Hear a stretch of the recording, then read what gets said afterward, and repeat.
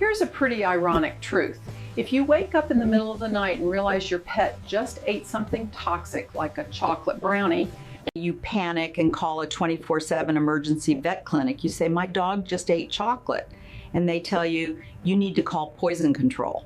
Then they add, "We're short-staffed tonight, so we can't see you anyway." You hang up and call another 24-hour clinic. Same answer.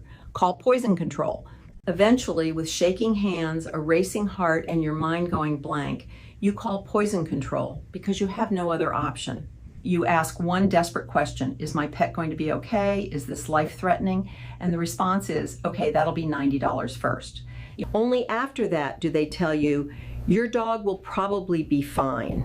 $90 isn't the issue.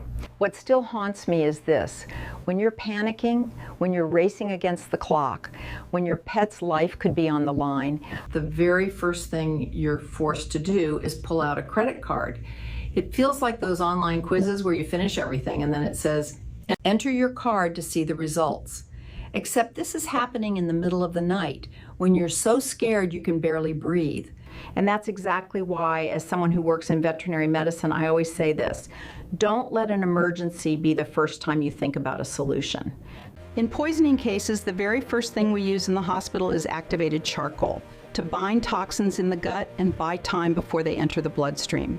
That's why I always recommend pet families keep emergency activated charcoal at home, like Pawmergency. Pawmergency comes pre-mixed, is ready to use immediately in an emergency, doesn't require waiting for a vet or calling poison control first.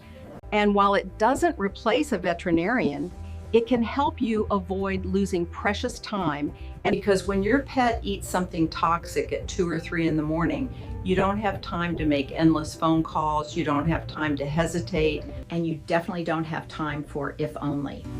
Pawmergency is available on Amazon. I've linked it in my bio.